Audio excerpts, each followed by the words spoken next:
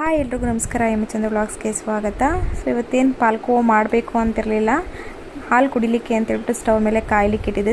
ಹಾಗೆ ಪಾತ್ರೆ ತೊಳಿತಾ ಇದ್ದೆ, ಉಕ್ಕೋದ್ರಾಯ್ತು ಅಂತ ಸಿಮ್ಮಲ್ಲಿ ಇಟ್ಟಿದ್ದೆ. ಮಗಳನ್ನ ಮಲಗಿಸಿದ್ದೆ, ಎದ್ದಿದ್ರಾಯ್ತು ನೋಡ್ಕೊಂಡು ಹೋಗೋಣ ಅಂತ ಒಂದ್ಸತಿ ನೋಡ್ಕೊಂಡು ಹೋಗೋಣ ಅಂತ ಬಂದೆ.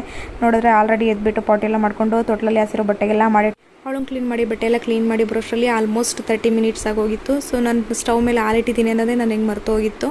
ಸೊ ಬಂದು ನೋಡೋ ಅಷ್ಟರಲ್ಲಿ 1/2 ಲೀಟರ್ ಹಾಲು ಇಷ್ಟು ಕನ್ಸಿಸ್ಟೆನ್ಸಿ ಬಂದೋಗಿತ್ತು.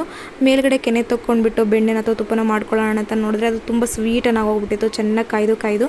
ಸೊ ಅದಕ್ಕೆ ಅದೇ ಹಾಲ್ಗೆ ಸ್ವಲ್ಪ ಸಕ್ಕರೆ ಹಾಕ್ಬಿಟ್ಟು ಚೆನ್ನಾಗಿ ಅದನ್ನು ಸ್ಟಿರ್ ಮಾಡಿದ್ದಕ್ಕೆ ಸೊ ಪಾಲ್ಕೋವಾ ಆಗೋಯಿತು. ಅದು ಸ್ವಲ್ಪ ಲಾಸ್ಟಿಗೆ ತುಪ್ಪ ಹಾಕ್ಬಿಟ್ಟು ಚೆನ್ನಾಗಿ ತಿರ್ಸಿದ್ರೆ ತಳ ಬಿಟ್ಟಿತ್ತು, ಪಾಲ್ಕೋವಾ ಆಯಿತು. ಸ್ವೀಟೇ ಆಗೋಗ್ಬಿಡ್ತು.